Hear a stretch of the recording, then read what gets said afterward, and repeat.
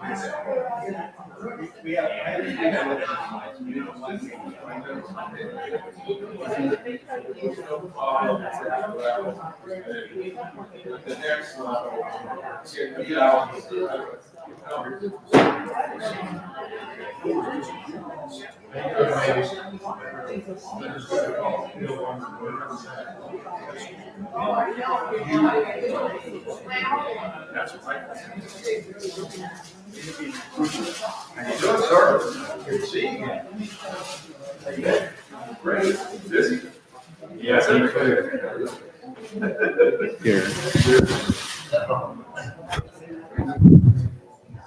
Hello, everybody. Welcome. Bruce.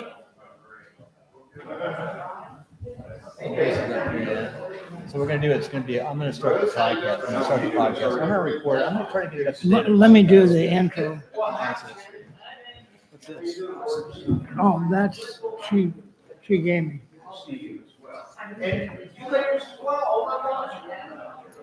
This is a good looking invitation, right? Then I better go.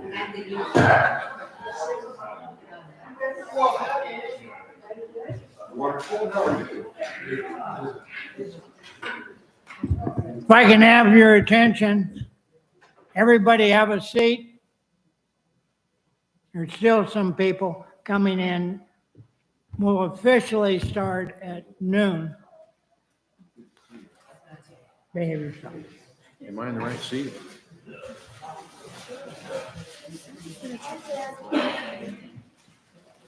Awesome. If everybody would stand, my surrogate granddaughter, Brooke Westlake, is going to do the prayer. Where's the flag? And then Bruce, do you want to do the Pledge of Allegiance after I do prayer? Can't hear you. Do you want to do the Pledge of Allegiance after I do prayer? I'd be honored. Yeah. Yes, I said after. flag? I said after. Bill did bring it up from downstairs. That's exactly what I said. Okay, if we could all bow our heads, please. Dear Heavenly Father, we're so grateful for you and all the amazing things that you do for us every day. We're so glad to be here. Surround us with your blessings and courage as we continue to rise up together to show you and how you give us blessings and grace, and you are with us in every step of this journey. We're so grateful that we have the Trump administration. We are so grateful that we are coming together collectively as a team, and we will continue to rise above and save our country. God bless you. We are so grateful for everything that you do for us. In Jesus' name, amen. Amen. Thank you, Brooke. Now,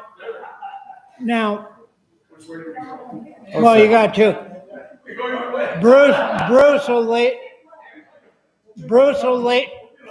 Don, Bruce will lead us in the pledge. Follow me. I pledge allegiance to the flag of the United States of America, to the republic which it stands, one nation under God, indivisible, with liberty and justice for all. Thank you. We'll be introducing Bruce here. Bruce, yeah.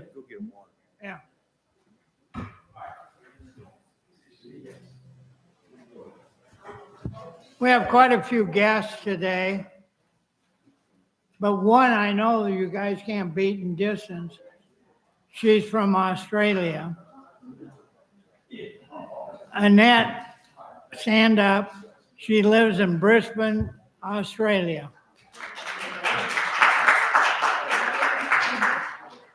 And even though she speaks funny, she seems like a nice person.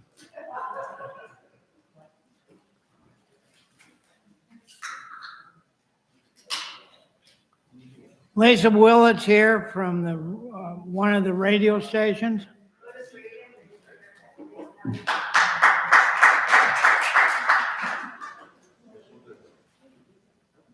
Kate is with Turning Point Action. Sandy Masters is the founder of Mount Rose. Everybody else is important, but I do want to mention we have ambassadors that help Redmove, and there's Al and Jennifer. Jennifer Smith, and Al Gagnon. Stand up. Or of course, Bill Conrad. Sharon, the money person, and Bill's wife. Karen keeps it organized. I know I'm missing somebody. We're even on time. I guess you can hear me. I'm a little hoarse today. Did I miss anybody? Tony? All right, with that in mind, take a little break, grab cookies and goodies. If there are sandwiches left over, they're $5. But Make sure I get one first. I didn't get one Bruce. yet. Bruce, did you grab a sandwich? No, we'll send one to the, send one home. Yeah. What kind do you like? Tuna? So we'll be starting the podcast in about 5 minutes, and we'll record it. And then what we'll do is Ray and sort of staff will ask a couple questions to Bruce, and then we'll open up to everybody to ask questions. And this is going to be on RSS feed as well as recorded live stream. We're live streaming right now, as you can see. But I promise I'm going to get it up on the RSS stream tonight. And it's something I've been doing for a long time. People don't realize that. I started podcasting a year before Bob and Gino started podcasting. And Right Side, I started live streaming at the same time as Right Side. So I must have done something wrong. But I think it's because I like to ski and do other things and travel. Get occasionally run for local politics or in politics. So while you're just eating and you want to take a break, if you just go here onto the search and you go Redmove, it's okay. It's just talking. Go here, Redmove. You just type in a search on a podcast or anything. You just type in Redmove and see it comes up right here. It's a network. And if you look, I put a couple different shows on there. And here's one right here. So get your applications in for the It's Military Matters. So you'll get this one will be under Get Redmove. those boxes filled with toys. So Get it's them back in the a warehouse. podcast, and you can listen to audio, not video. And people who do be cutting their lawn or working, mostly people who are younger. I watched it evolve to the median age when I started. I was about 25 to 30. I'm older, of course. And then it's gone up now to 45 to 50. And I first learned about podcasting when I worked with anthropologists in Afghanistan. We were working on research and we were recording things and actually putting them in the archives. My very first podcast to get a chance was my uncle, who was the greatest generation in 2014 for my own feed. So it's the same feed, and I want to get it going again, and it'll be on a podcast today. It's kind of fun, and I'll be asking Bruce a little bit about his background, where he grew up, how he got into the military, family, why he got into politics. It's things of that nature. And it'll probably be about 10 to 12 minutes. Ray and Brooke will ask a couple questions, and then we'll open it up to everybody. And this is a very good microphone system to do this. So if anybody else need any more break or anything, I'm good. Go ahead and grab your food. It will I'm gonna start sit in a here, Ray. minute. You sit over here right now. In? Whenever. That's one thing about it. It'll be recorded, and I'll edit it. So 1 o'clock we leave here. I mean, when we're done. When we're done. You know, real fast before we start the podcast, just so we get recording, if everyone could just introduce themselves, sort of get to know who's here. So if we could start this way, Ray, you could start. Who are you, Ray? Yeah. Ray Rocha, co-founder of Redmove. If you can, turn on a mic and introduce yourself. Walk up to one.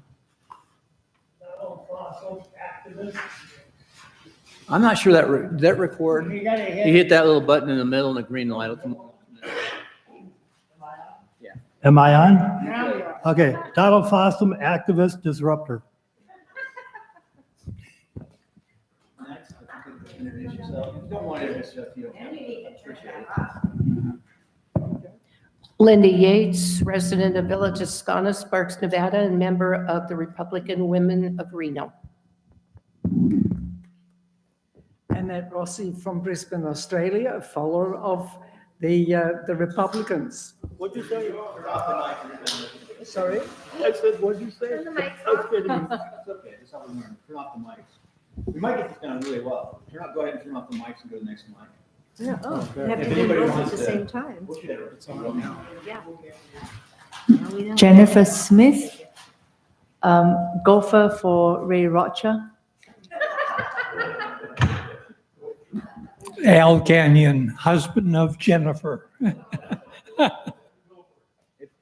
we don't have a roaming mic, but if you get up and talk, we'll just turn one of these on and we'll pick up.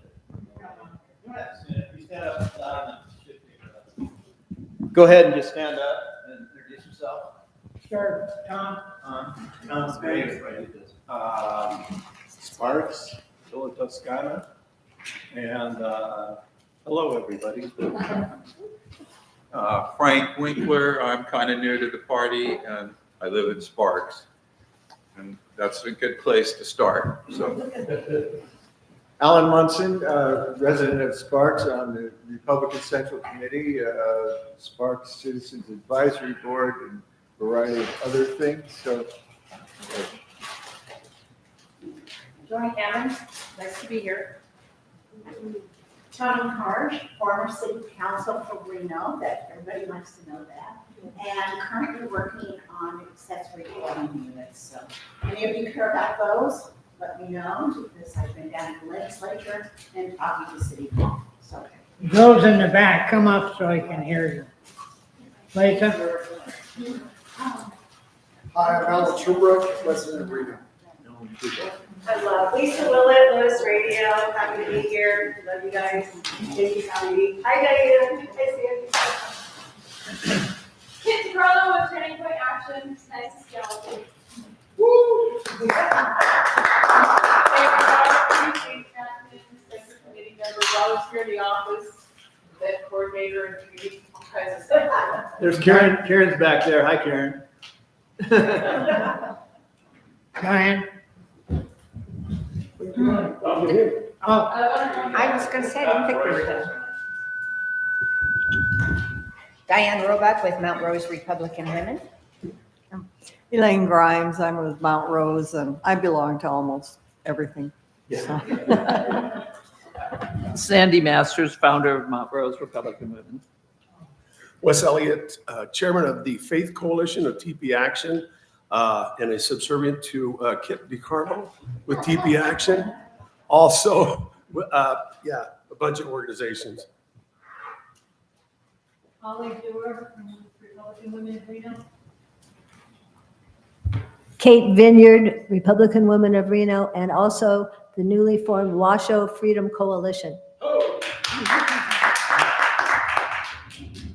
Jim DiMartini, formerly from California, where I was 16 years as a county commissioner and 20 years as the Republican county chairman. And I'm Ann DiMartini. I'm a member of Mount Rose Republican Women and their second VP. Brooke Westlake, former candidate here for the school board and wonderful, loving my Republican mom group from Turning Point Action, and here to always continue to help support Redmove and what I do. And I work for Ronald McDonald House Charities.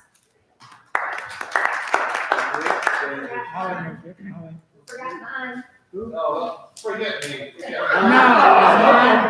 I'm on for Lucci, general troublemaker.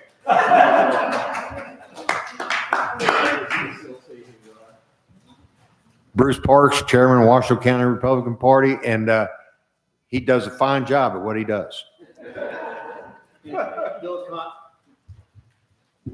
Bill Conrad, I was also a former city councilman before Jim was elected. He was elected, I think, about 2 years into my election cycle, somewhere in there. Maybe a year. I forgot the cycle. We're off one cycle, remember. But anyway, he was a commissioner and I was a city councilman, Vice Mayor Modesto. So that was before the war. Anyway, so Bruce, we're going to start now. If we go put the mics on, if we don't get feedback. Welcome to Redmove. Let's see. Welcome to the, in my head, I say, welcome to the National Association of Podcasters, because I'm going to the National Broadcasters next week. So we got to redo this here. So Bruce, welcome to Redmove. This is your podcast sponsored by Redmove Nevada, and it's redmove.org. And today we got you in the hot seat. Bruce Parks is what I know about him as he showed up. He's the Washoe County Republican Party chairman, and he's also retired military. I know he did at least 20 years. He's Fort Campbell. He's just got this 101st pin. He doesn't have it on today. And I know he loves Clinton. No, not really. I've talked to him a little bit, and he said basically you got out of the military because of Clinton. So we'll start with that story and work backwards. So first of all, why did you get out of the military, and how many years did you do? Well, it was 20 years, 2 months, and 18 days. Not that I was keeping score. It was right in the middle of the Clinton era. And I remember distinctly the sergeant major coming in my office, throwing this book down on my desk, saying, "New operations manual, read it, learn it, live it, know it." And I looked, and right there on the front cover, it said, "Peace operations." Well, I'm a soldier. I'll establish the peace through superior firepower, but you get somebody else to maintain it because it's not my job. But that was kind of the straw that broke the camel's back. I was considering retiring at the time. I had my time in. And for whatever it's worth, the reason that I despise that man to the level that I do is he single-handedly did more to destroy the military might of this country than any individual in the history of this nation. And that's when I made the determination, time for me to go. If you can't support your commander-in-chief, the ultimate act of loyalty is to resign. And that's what I did. That's 100% accurate. You know, it drove me nuts when Mark Milley didn't resign after Afghanistan. That drove me nuts that he did. And I know Mark. We went to the Q course together, so it's very frustrating. So I want to ask another question. You said something I want to follow up on. You said Clinton is the worst. This Obama administration, I think, has absolutely destroyed not the Obama, but Obama, of course, in his third term. But Biden's administration absolutely destroyed the military. I've got 3 kids in the military, and 2 are at West Point during, one just graduated, other graduated a couple of years ago. And I saw this demise of West Point, and he fired all of the advisors right away, and he put in these liberal, woke DEI people. How can you say that Clinton was worse in this last administration? Well, we just come back from Desert Storm. This was still probably 3 years after Desert Storm, a few years anyway. The bottom line is we had the world's strongest military at the time. And as soon as that man took office, he set about destroying it, to the point where I remember this young captain telling me that I had to sign this status report that said that I was ready to deploy anywhere in the world. But it wasn't true. I had 30 vehicles, but I only had 12 drivers. That's not deployable. I don't have the bodies for the equipment that I own because of his policies. So, I agree. Obama and Biden, they certainly left their mark on the military, no doubt. It probably wasn't Biden. I would guess that it was whoever's running Biden, because I don't think Biden. It was a signature machine that did it. Right. So now we're going to step back. So where'd you grow up? Where'd you go to high school? Grew up in the middle of the country, Hastings, Nebraska. Great place to grow up. But if you don't support farming in some way, it's a little difficult to find employment. I had no desire to go to college when I graduated high school. All of my family, I can trace my family back. We've had a member of the Parks family in every engagement this country's been involved in since the French Indian War, before we were even a country. My daddy was Navy. I have a son that is Navy. My brother was Navy. I joined the Army. I'm the traitor of the group. But Uncle Sam seemed fit to send me south of Mason-Dixon line for the next 20 plus years. So what was your first duty station? I went to basic training at Fort Leonard Wood. Oh, that's rough. Missouri. Yeah, Fort Leonard Wood, Middle of Missouri. nowhere. In the middle of winter. Yeah. It was Oh. it was not much fun. Yeah. That's really rough. And then I went to Fort Sill, Oklahoma, and that was my first duty station out of basic training. I was an artilleryman. Go Red Legs. Yeah. And no red legs here. My daughter's a red leg. That's like another story. Oh, tell her I said I appreciate Yeah, that. I'm not big on women in combat arms, but my daughters. I can tell you right now, I had a gal in my unit over in the desert that could selectively remove buttons from your uniform at 600 meters with a machine gun. There's some really good women. I know that. There's some outstanding Don't ones. say But that. I'm just saying that. Yeah. could she lift the generator? No. I always tell people, can you imagine D-Day with 30% women hitting the beach? What that would do to the psyche of America. Absolutely. And I was up in the Korengal, and we were all infantry, all men in special forces. There's a place, and we used women from civil affairs. Absolutely. There's definitely a place. Absolutely. And they go, combat support is the front lines. People don't realize that, but they're Sure just enough. different missions. Well, you know, we had females captured in Iraq. Oh, yes. Yeah. Truck drivers, support unit. Yeah. I remember when she was, I forgot her name, when she was Yeah. captured. My commander threw the phone across and broke the phone. So picked it up in the battle post and threw it across the wall. Yeah, it's another story. Anyway, Bruce, so you're in the Army. You grew up in Hastings. When did your family come into Hastings? I'm sorry? When did your family come into Nebraska? Oh, good Lord. Back in the late 1800s. Yeah, that's unusual. They homesteaded in Adams County, Nebraska. I can take you to the spot and show you where our first little homestead was. They came there from Illinois. We still have a family gravesite there, as a matter of fact. Old family, Midwest. Yep. Old family. Yeah, interesting thing, all ag and all that. So one last question. Omaha's over here to the east. Where's Hastings? Is it like, how far away? It's about 115 miles. Omaha is to the extreme east of the right. state. Lincoln is about 80 miles from Hastings. Hastings is south central. Mm-hmm. And then what river runs close to it? That'd be the Platte River. The Platte, the famous Platte, right? Yep. Coming along the Platte. That runs out of its banks every year, and then in the middle of the summer, you have a little trickle running down the. Now the Oregon Trail, maybe does that go along the?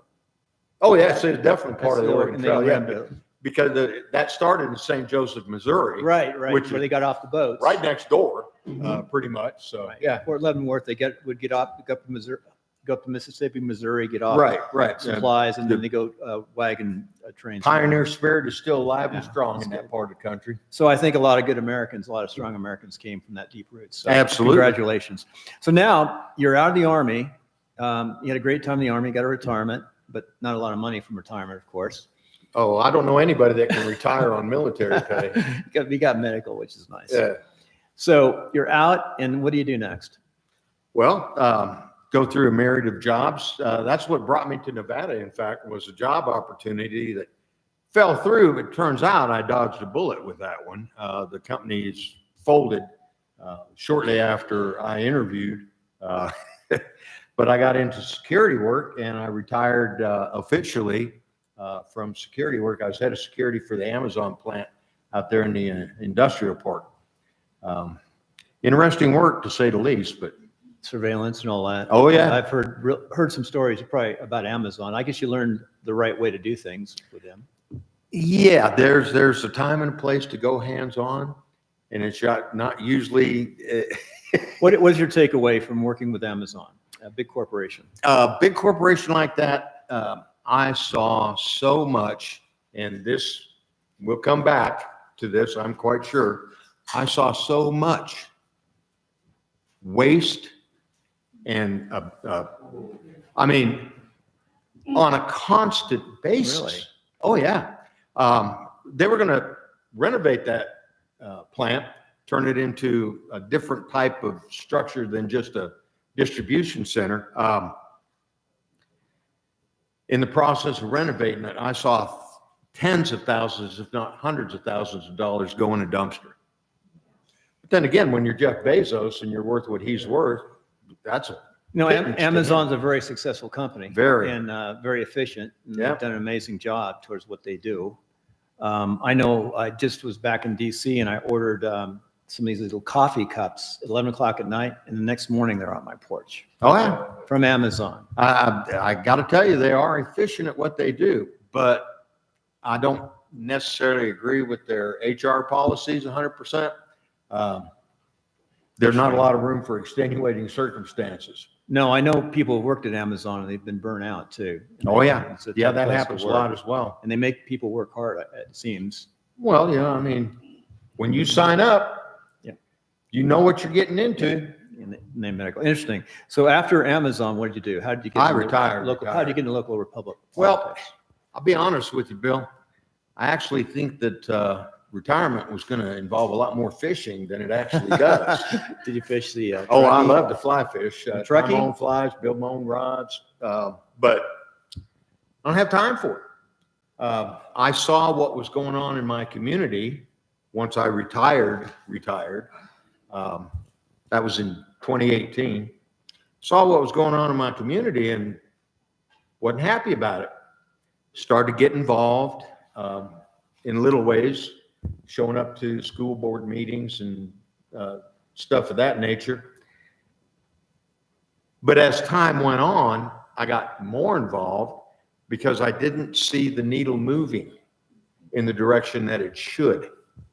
I saw more and more the needle moving towards the degradation of our community and the destruction of our society as we know it. Well, you and I both took an oath many years ago, and that oath does not come with an expiration date. That's correct. So They could be I recalled till you're could 65. not stand by and watch my community circling the drain and not do something about it. So I got more involved to the point where I was actually labeled a agitated. What was the term you used? Disruptor. Disruptor. Yeah, there you go. Yeah. Disruptor, agitator, community activist. That was one of the milder terms. Then I got involved with the Republican Party, and I saw that there was some things going on within the party that I didn't really approve of. From my viewpoint, I'm a firm believer in we the people. I mean, that's what our entire system of government is predicated on, the principle that the power rests with the people. But I saw that there was a situation there that was not necessarily the case. And myself and a bunch of other folks got together and decided, well, you know, we have a choice. We can work with them or work against them. We decided it'd probably be better to try to work with them. But when it became apparent that that was never going to be the case, then it was time to make some changes. Well, I can think of two things that has happened in the last 2 years that are very powerful for the Republican Party in Nevada. One, there's more Republicans here now than there are Democrats. I believe that's the first time in a long time, which is pretty amazing. And Trump did extraordinarily well. He did well here. 8 or 9 points. It was huge. Well, the margin was huge. Well, I know that on election day, he was ahead by a pretty good margin. But as time progressed over the next 10 days, that margin eroded to the point where he didn't win Washoe County. And that's one of the... Yeah, the counting here, that's another Yeah, thing. That's something we can all work on. We're working on it. Needs to be, so what's the ideal way to vote? At the precinct level, with ID, paper ballot, behind a little curtain or whatever.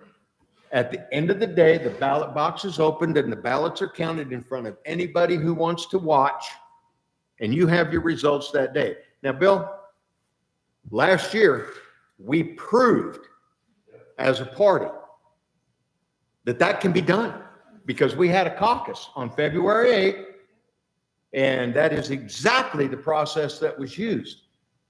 ID, paper ballot, in the box. That's right. Counted that night. That night, done. Had the results by When they're midnight. done, and they counted them, and Yeah. it was witnesses. Yeah, it can be done. So Bruce, I just want to say congratulations. I think those are the two most important things that got done. And from that, others will follow. And maybe someday we'll have 4 congressmen who are Republican and 2 senators. Working on it. And a city council that's at least 50-50 Republican. That may be hard in school board. Well, I think the situation is a little, right now, a little bleaker than you may be aware.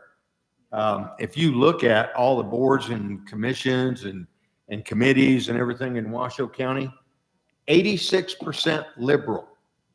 86%. It is incredibly difficult to get a conservative appointed to anything in Washoe County. You know, I think that's going to change. I just really do believe that's going to change. We've seen change in other places. And I think what you just saw, a small group of deep state people have been controlling the United States of America. That's my opinion. And I think that's pretty accurate too. And Washoe County. And I think the people are starting to win. So Bruce, I want to thank you, congratulate you. A lot of hard work and appreciate your work. I'm going to turn it over to Brooke and Ray, and then we'll open the audience. We'll start with Brooke. Okay. Ray wants to, whatever, and then Brooke, take it over, and we're going to continue to record, and this will be on an RSS feed tonight. I'm committed, after listening to podcasts on the plane last night, to get this up tonight. So congratulations.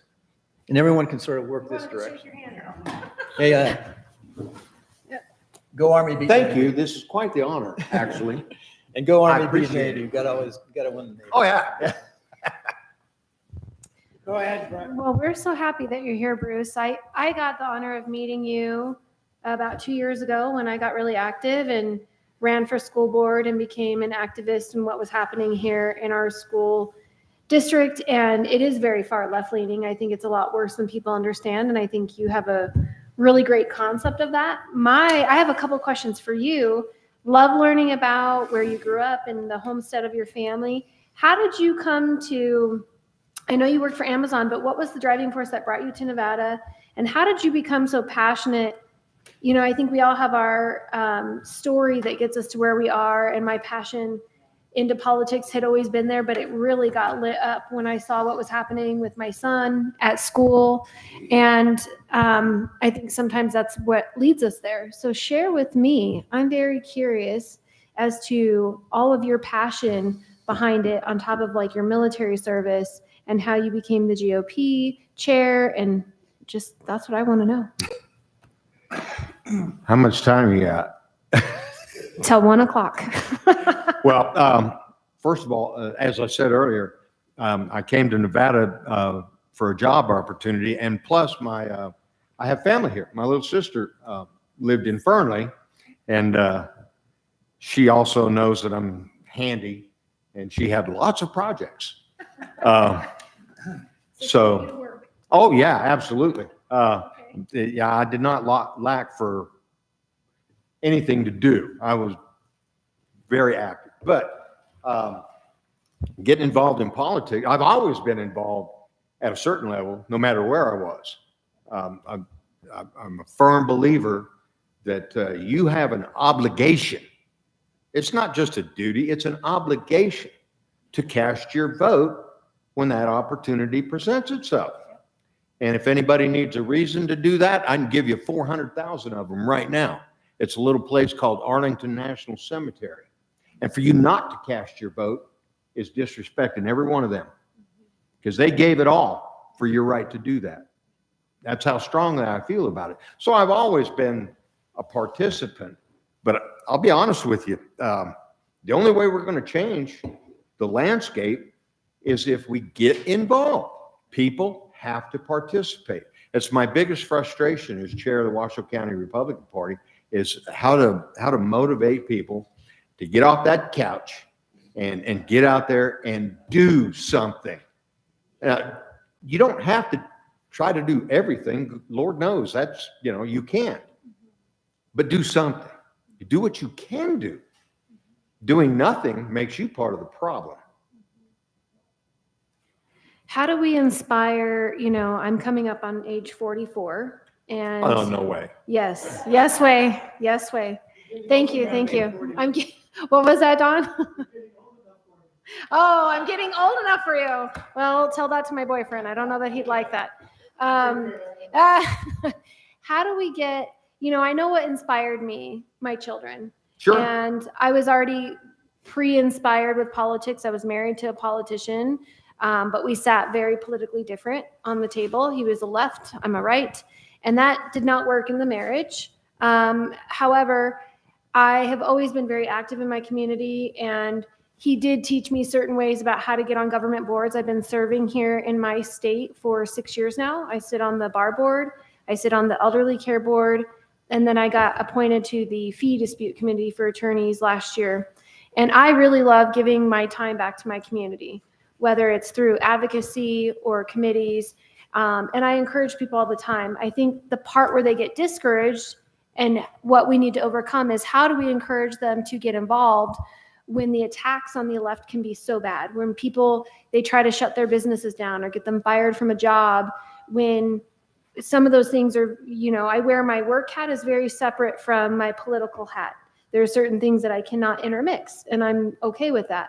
But how do we get people in my generation involved where they don't have that fear, where they want to stand up, where it doesn't, maybe it's not a story like of mine with my child coming up against all this stuff that was happening at the schools with the unveiling of the 1061 policy that I uncovered that I knew was there, but they kept hiding it until it got revealed to me. And then we went and filed lawsuits against the district. So what would you say to inspire people in my era who are mid-career, maybe their kids are just about to graduate, or maybe they're starting a family. Some of them start later. How do we get them encouraged to be involved? Well, first of all, I'm not a graduate of Hogwarts. I don't have a magic wand that I can wave and make everybody be concerned about the things they need to be concerned about. But I honestly believe that informing people of what's going on is key in that area, because there's so many people out there that have their nose stuck in that screen and very selective about what they're seeing on a regular basis. So what they're regurgitating is some of the garbage that they're seeing on that. And it's so far removed from reality in a lot of cases that you have to, short of grabbing them by the throat and saying, wake up. I wish I had a secret formula, but it hinges on information. And we have resources available to us now that when I was growing up, we didn't have. I mean, you can get a message out across the entire world in microseconds, easily. Well, when it comes to younger folks, how do you market that message? That's really key, because if you don't market the message properly, most people have the attention span of a flea anyway. It has to grab them and, oh, wow, yeah. Well, the way the left does it is fear-mongering. I'm not an advocate of that. I'm a firm believer that if you tell people the truth shall set you free. Amen. Amen. Amen. Well, but they're not getting that is my point. They're seeing everything through that filter that I came up against a lot of that. That what brought me to Substack was I was getting blocked. I was releasing videos on TikTok about what was happening in the schools. 2 million views, 2.1 million views in 2 weeks, and they took the account down. So there was a lot of the blocking stuff going on. How do we, I have two final questions for you. How do we come together as a political party and do better together? And are you inspired to run for office at any point here in Nevada and be a leader here?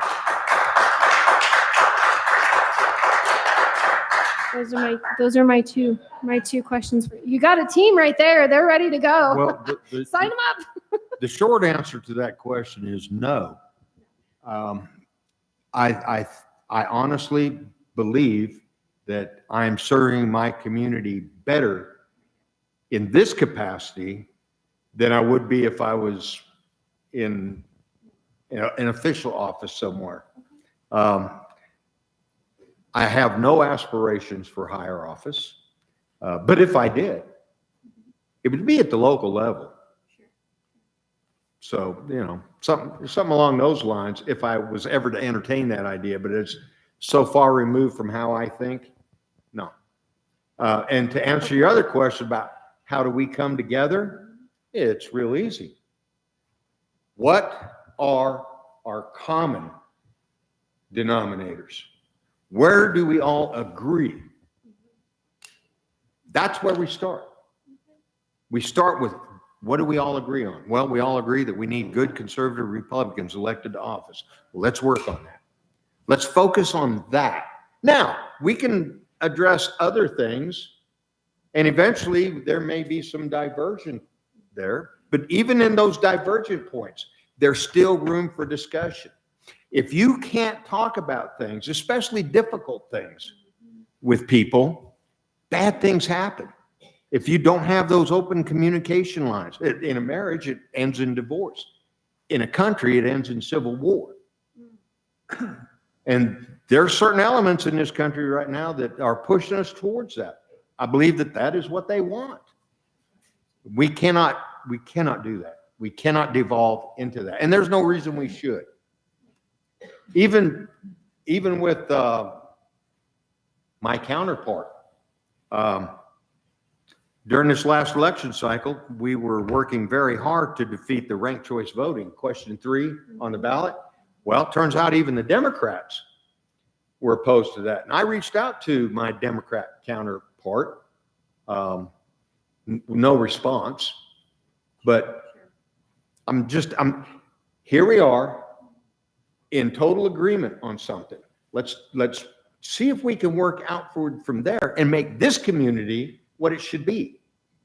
But how do you work with people that simply because you don't agree with how they think, you're the enemy and they hate you and you must be destroyed? I don't know how to work with people like that. Well, I do know how to work with people like that. I have the training. Well, thank you for that, and I agree. It's really hard to work with people when they're all just ammo and to destroy. I agree. At this point, I'm going to pass the baton to Ray, and then Ray, take it away.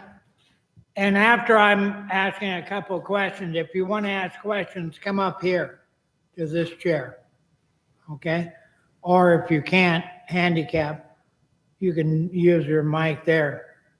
Bruce, how do you see the party, Washoe, getting qualified candidate for this next cycle? Thank you so very much for asking that question, Ray, because we got a plan. Okay, some of you may or may not know that in the past, we've been constrained by our bylaws in that if there is more than one Republican running in a race, we as the Central Committee, which by the way, is the final authority for all things Republican in Washoe County. As the Central Committee, we could not do for one what we wouldn't do for another. And that put us in a very precarious situation. When you have multiple candidates running for a race, pre-primary, of course, how do you pick which one you're going to support? Well, we couldn't. Case in point, County Commission District 4. There were multiple Republicans running in that race, and it was split all across the county. These folks support this candidate, these folks support that candidate. Even within the Central Committee, it was split. Well, we've had a change to the bylaws. We are no longer constrained. We can put all of our support behind one candidate pre-primary. Now, how do we determine who that person's going to be?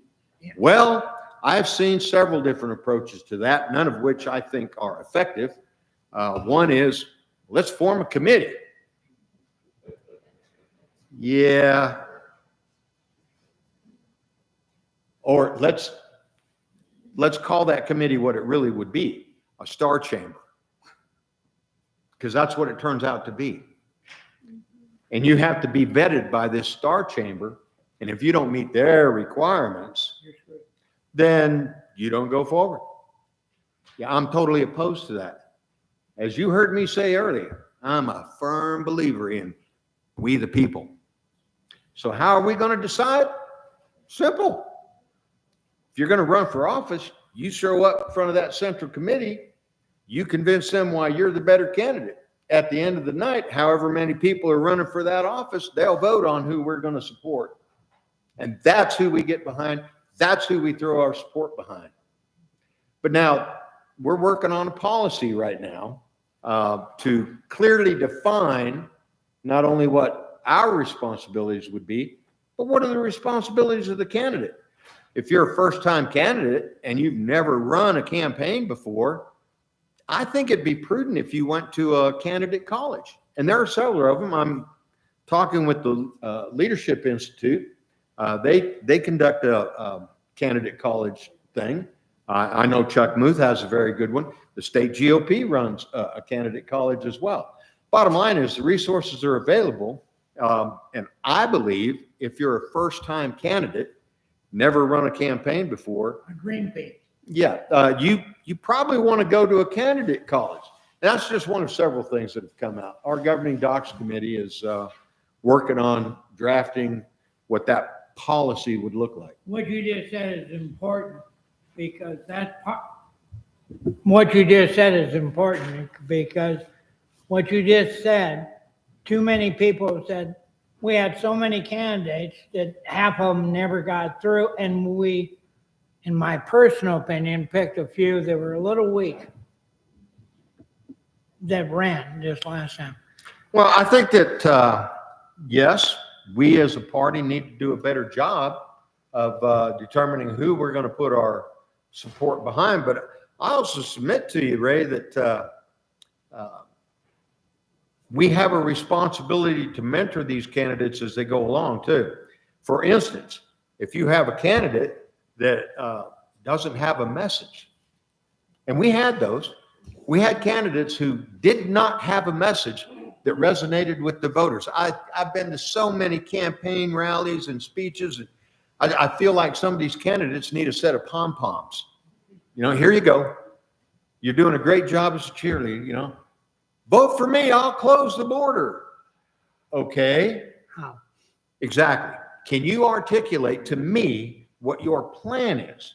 Because you're one of only several people, and you're going to have to convince a whole lot of other folks to go along with your plan. So can you tell me what your plan is? Well, this is a complex issue, and it's going to take some Investigating. Yeah, here's your pom-poms. Next. Yeah. But we,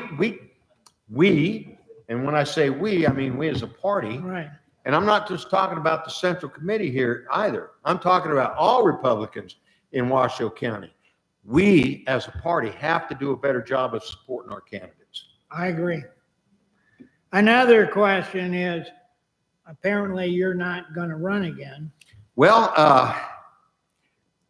glad you brought that up as well. The jury's not out on that decision. Apparently it wasn't entirely up to me like I thought it was. The jury's still out. More information to follow. Oh, that was a very good sliding comment. You notice he did the politician thing, you know. He didn't commit. Because I was going to ask him, who would you support that you've heard that's running outside of yourself? Well, Notice the last word? As it stands right now, I've talked to several people. Turns out none of them are interested in the job, which makes them qualified candidates. Because if you want the job, you're probably not the best person for that job, in my opinion. I'm quite sure that that holds true for a lot of positions throughout the political spectrum. Anybody that comes out as overly eager to run for office, I have questions. You do know that in most things in life, there's only two things that affect people: ego and greed. Absolutely. I'm quite, oh yeah, see, these are my two questions. What is it about your ego that needs to be stroked that makes you want to run for office? Or like AOC. Now, how'd you go from a bartender to 20-some million Yeah, dollars? $29 million. She's worth $29 million last time I checked. That's a little suspicious. Well, if it's not suspicious to you, then you're not paying attention. That's right. In all fairness now, I'm gonna, in the brevity of time, and I'm losing my voice. Who wants to ask questions? Come up here. Yeah, do it there. Testing, okay. Thank you for the opportunity to talk here today. It's a real joy to be back here. I've been busy working, and I'm totally out of touch with what's coming up in the county election, which is very important, very, very important to us. And it became more of an urgency for me when I found out that Bruce was going to be not running for office again. So I got organized for who I thought would be the best one. Well, it comes down to basically, as he was wisely speaking, about maybe sending candidates to college and letting them know how to be in the role of the legislature, whatever they choose to be. I just did experience going through wasting a lot of time with a candidate that didn't know how to present anything. She was asked in this very room, how would you present a piece of legislation? She didn't know, okay? My question is, a question? It has to be a question. Okay, all right. So my question, one of the questions, what threw me off, Ray, is Bruce is now running again, okay? So I had a question regarding that. He already answered the other questions about who he thinks should run, and I'm going to answer that question. I think current leaders, the best current leader of our best current group should run, and we all know who she is. Thank you. No, we don't. I don't know. Okay, I'll say it. She has been the one that also, like Bruce says, is not that certain she would want the position, but she's proven herself very well to grow parties and run the group. Nicole Harris, period. She will bring good character to the group, and she will speak in a sophisticated tone when she needs to.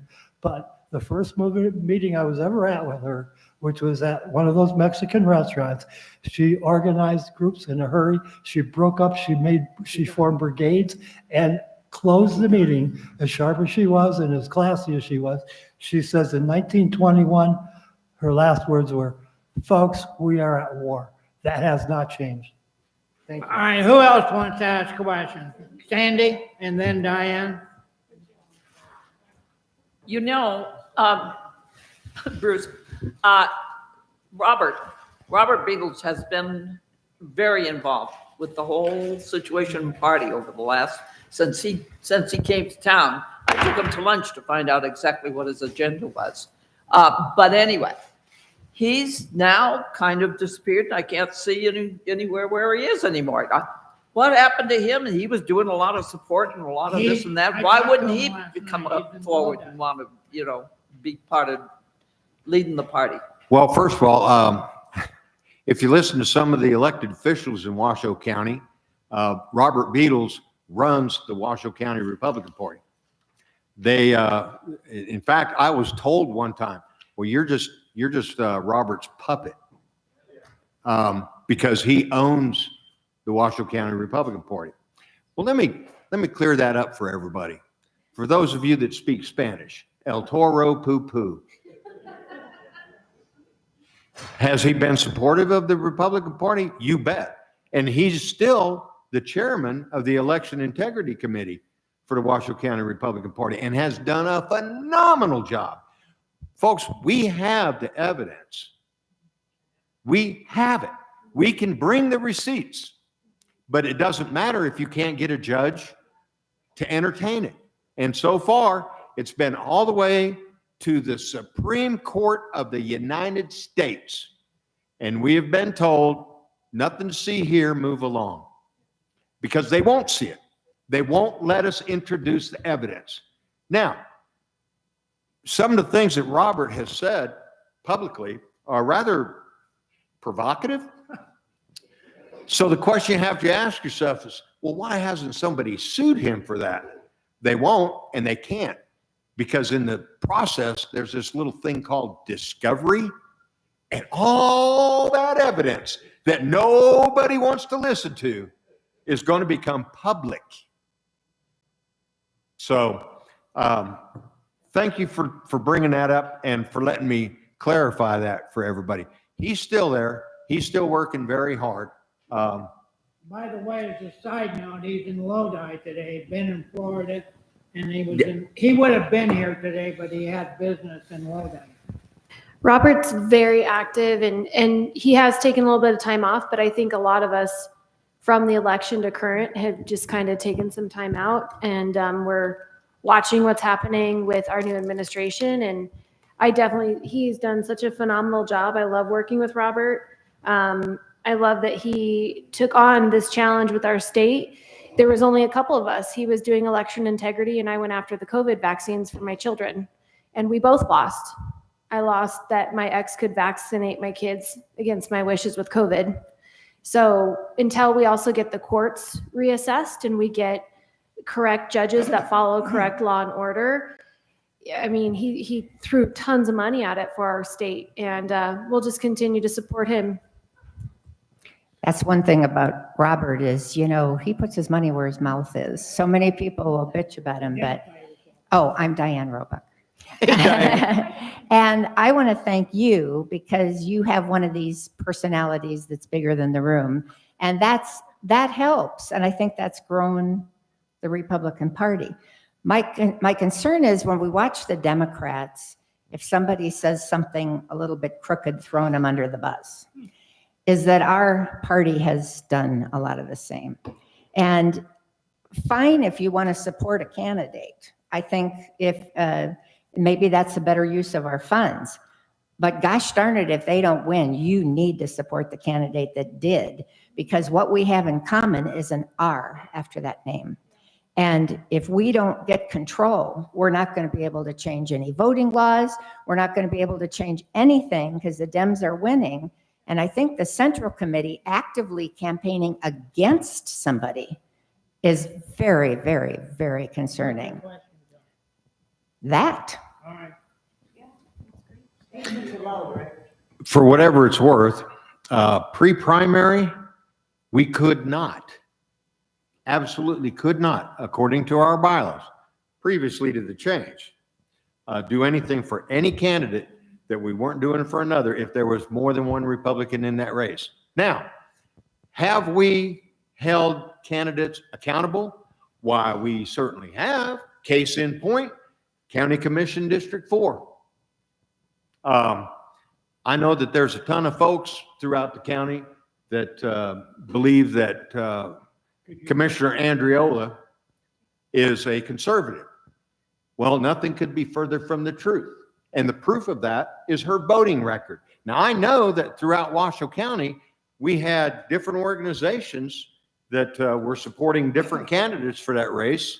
I know that one of the women's clubs was heavily involved in supporting Clara Andriola, even though she had been appointed by the governor, and the entire time prior to her running for office, her voting record clearly showed that she is not a Republican. She's a Democrat. She votes in lockstep with the Democrats. So the Washoe County Central Committee came out with a resolution condemning her as a Republican and no longer recognizing her as such for two reasons. One, the people thought that that was necessary. Whether I agree with that or not is irrelevant. I'm only the chairman. They're in charge, not me. So when they come out with a resolution and they adopt that resolution, there it is. My thoughts, feelings, wants, needs, and desires on that matter are absolutely irrelevant because it's the people that decide that. Now, did that affect her race? Yeah, it did, but not necessarily in the way that some folks imagine. I have never in the entire time that I've lived in Nevada, seen a more convoluted, orchestrated, corrupt campaign in my lifetime as that county commission district race. There was an independent that was running that when the final ballot came out, there was only one name on the ballot. Pretty easy to win when you're the only contestant. And that was completely 100% orchestrated. You think so? I absolutely am convinced, and I can bring the receipts. So I agree with you. If we're going to get candidates in office as a party after that primary is over, if you got an R next to your name, you're the candidate, period. It doesn't matter. And we support, and I've said it a bazillion times, if not more, especially during the last two election cycles. If they got an R next to their name, that's who you vote for in the general, period. It's not up for debate, and we're not going to discuss it. Well, and we don't want to shrink the party. We want to grow it. Absolutely. And there was even somebody who was not allowed to come on the central committee because she supported Claire. Andrea Lesher was voted down. And that's not the way that our party's supposed to be. We're supposed to be the big tent. We're not supposed to be the person that goes by, if you think this way, you're out. Well, So that just concerns me because I don't think it was just Clara. I think there were a lot of, when a candidate was selected, we don't want to badmouth the other ones because if they win, that's an R. So I just want to make sure. Yeah, but you have to be an R. You can't be you got to be an R, Diane. And I would love to talk with you after we get done here, because if there was anybody that was not allowed to apply to be on the central committee or whatever, that's a problem, and I need to address it, and I will. Kate wants. Okay, it happened. Hey, Kat. Hi, how are you doing? One of the things that we've been doing in my group is we've been bringing in candidates who lost and ask them what are the reasons why they think they lost. And I think you've already hit one of them is a home run, is that they only want to be one person running. And I love what you're planning to do. What concerns me is the other reason, money. And so I was wondering what plans, once we've picked this candidate and groomed them, what can the central committee do to ensure that we have more money? Because I know we gave it all to the proposition last time, but we're hungry and we lose things. The person running for mayor right now, she has the Democrat already running, Kate Marshall, $124,000 in her pocket. And so it's really hard to be competing against the money. So I'd like your opinion on that. Absolutely, and thank you for the question. As you're probably aware, at one time, Washoe County Republican Party had an FEC account, which you have to have if you're going to donate money directly to a candidate, because otherwise you run afoul of campaign finance laws and you get in trouble. Well, that FEC account cost the Washoe County Republican Party $5,327 in a fine because we ran afoul of some requirements. Well, and again, we have this condition. Let's assume that we have $100,000 in a war chest that we can use to support a candidate. How do you distribute that money amongst all the candidates? Get a PAC. Fairly. Get a PAC. I'm sorry? Yeah. How do you distribute that $100,000 fairly amongst all those candidates? You can't. There's no way. You cannot do it. I mean, if there's 100 candidates, what, you're going to give each one of them $1,000?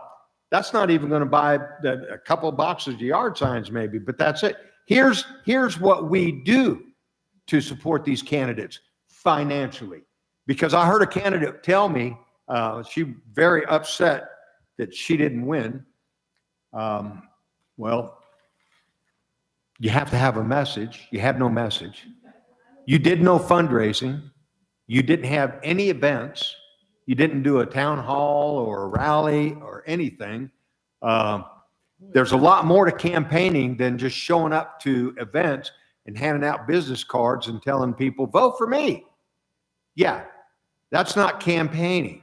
So it's not fair for you to say that the Washoe County Republican Party didn't support you. We tried to support you. And matter of fact, I personally told you that your campaign manager is hosing you.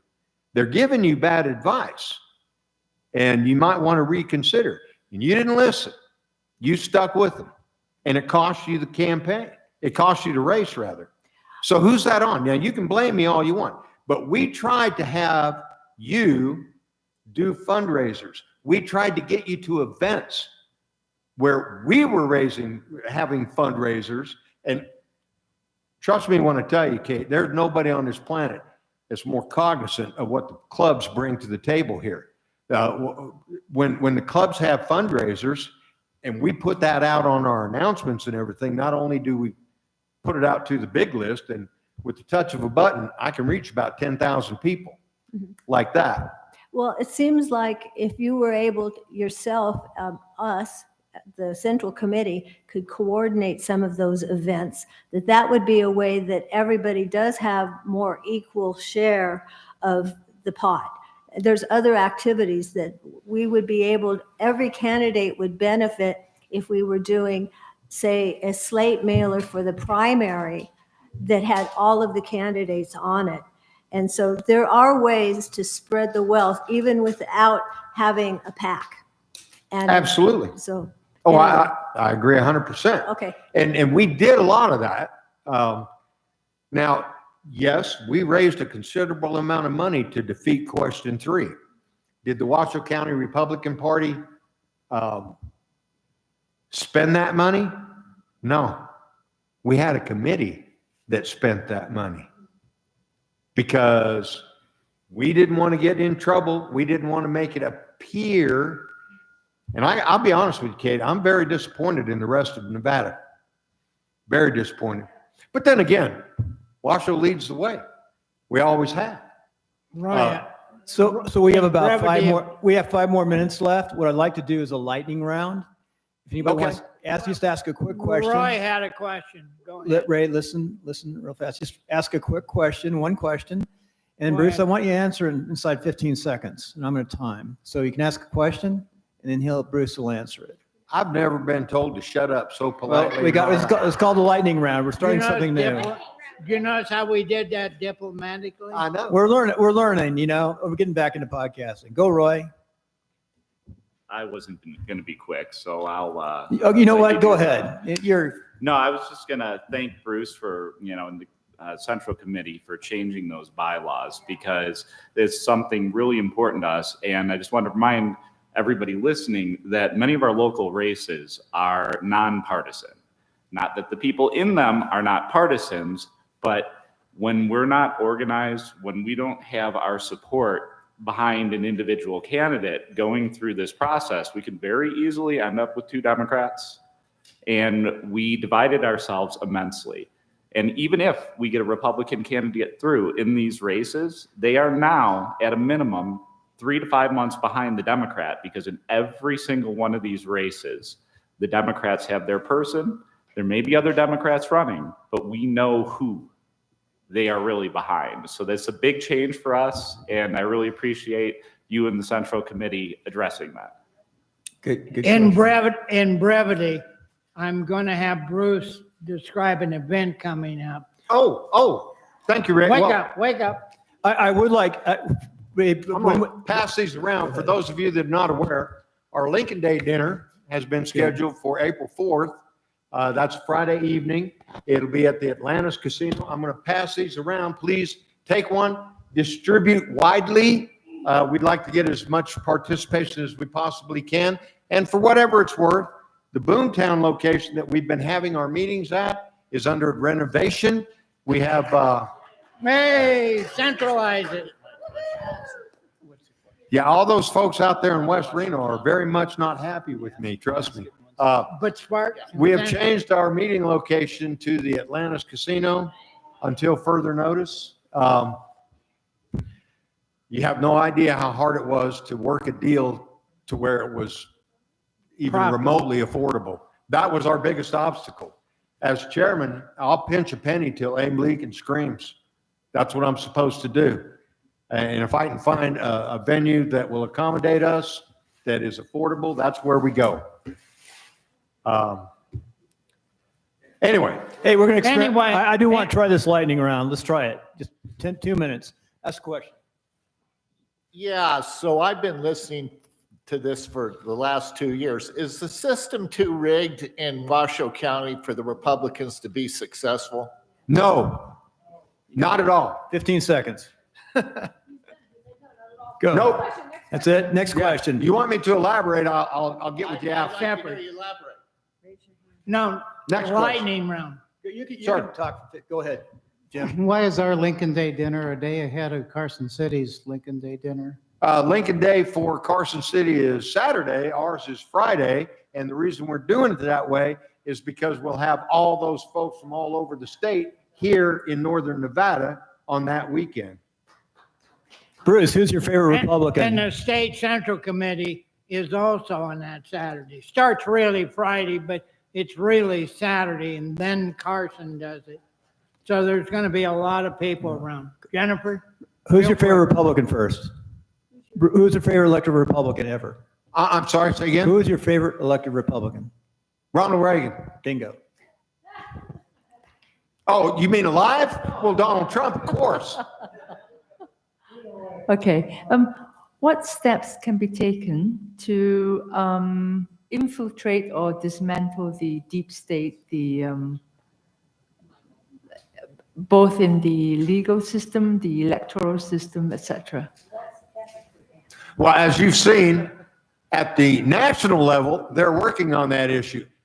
But you don't, there are efforts underway behind the scenes here in Washoe County to do some of the same things that you're seeing at the national level. The problem that we have is the way the justice system has been abused and misused. Our justice system is not a weapon. It is a shield. That's what it's supposed to be. It's what it's designed to be. And it's a shield to be fair to everybody. It's not a weapon. But we're working on that. It has to start at the grassroots level. Wes? Real quick. Michael McDonald, is he for us? I guess it's, what's happening? Turn your mic on. Now, I know it's hard for So real. the question is, Michael McDonald, what is it? Michael McDonald, is he for Nevada? Is he for the future? That's a long question. Okay, in the short answer to your question is yes, he is absolutely on board for Nevada. Now, do I agree with him on everything? No, but I don't even agree with my wife on everything. However, as long as I do exactly what she tells me, I mean, I'm in good shape. Never doubt for 1 second his loyalty to the Republican Party. Bruce, Ray, let me finish this. Let me bring this home. So next question. Anybody question out there? I want to try to do where this. do we go to engage with the group you just spoke of? I'm sorry, In say again? answer to her question, where do we go to engage with the group you spoke of in Washoe County that is doing what Washington's doing to repair things? That's really you easy. want to get into Washoe County Central Committee. If Why you're is not a that? member, my question is why? Oh. So next My question answer is, you don't want to know. when do you have to decide if you're going to run for office again and who's next?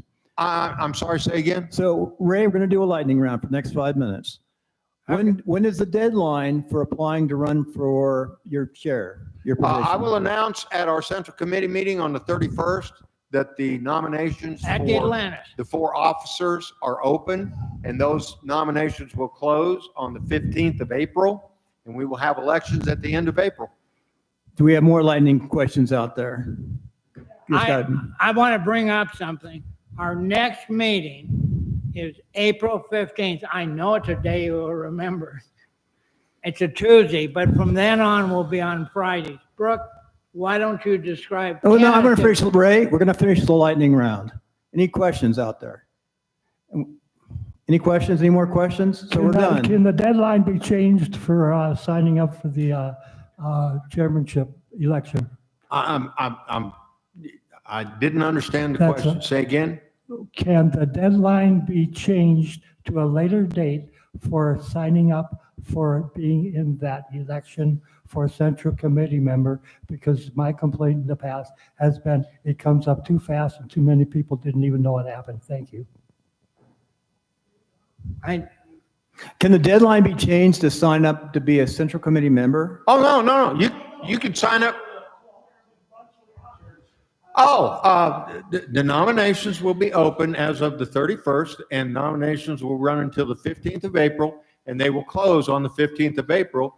We will have a town hall, so the candidates can speak if they want to Central Committee members.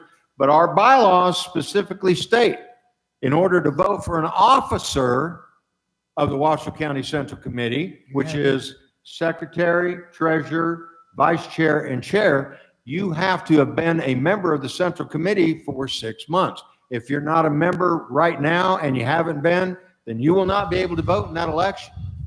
So how do you get on the state party? And how do you run for chairman and state party? When the state party has elections for the officers of the state party, which will be in 2 years, I think it is, you have to be a member of the state Central Committee in order to vote in that election.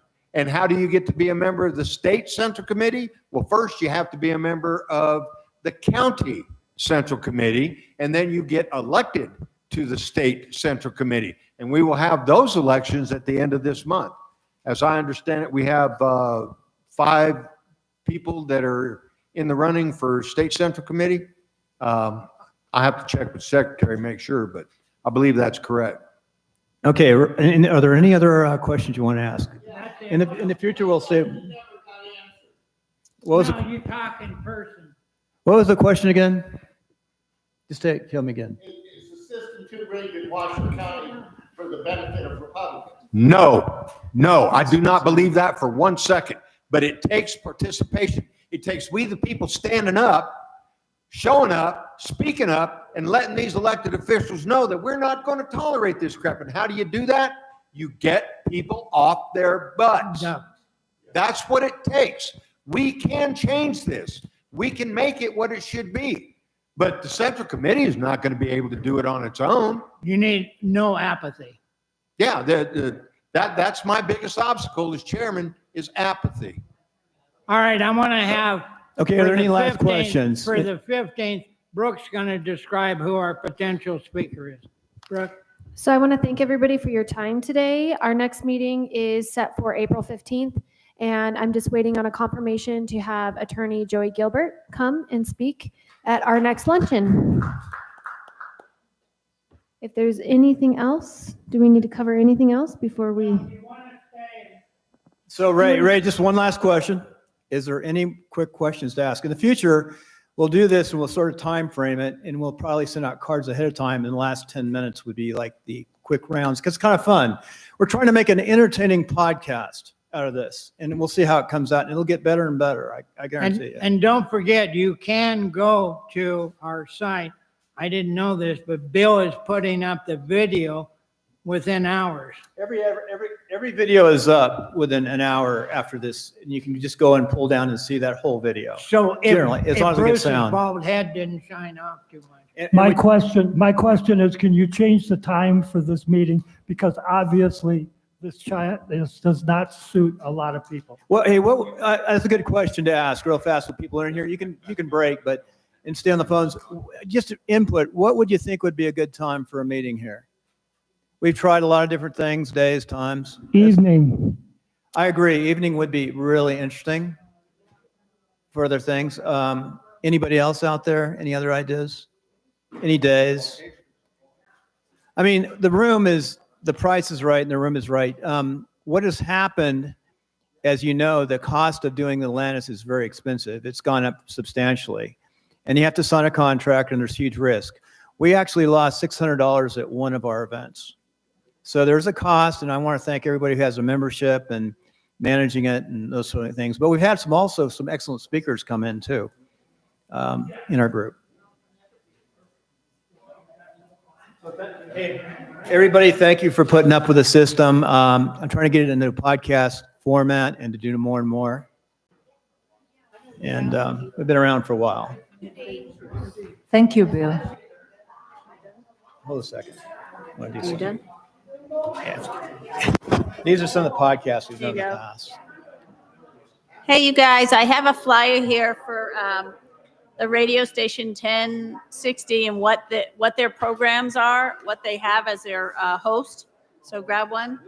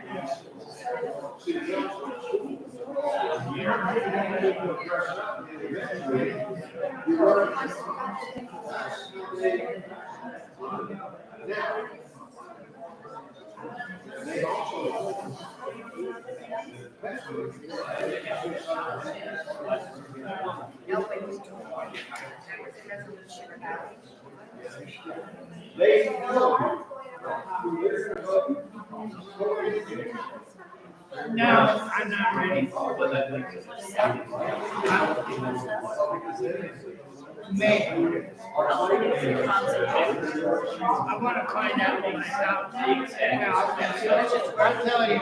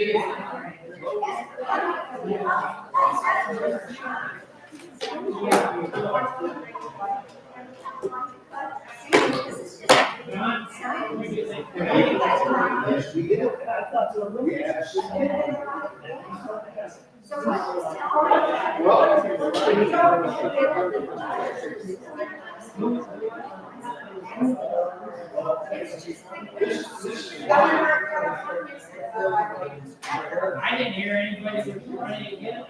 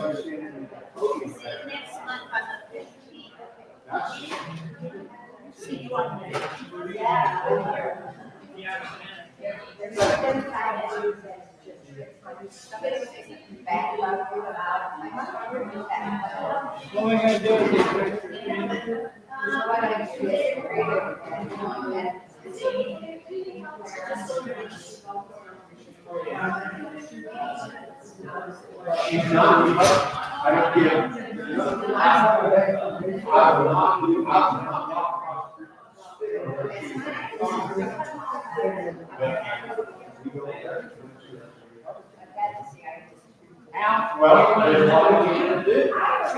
The second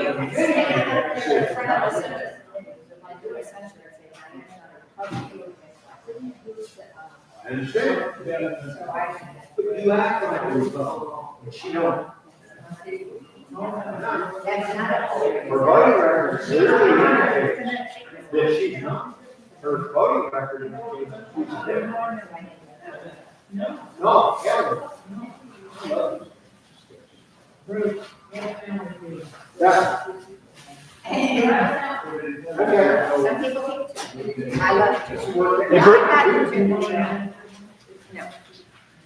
Hey, I gotta get.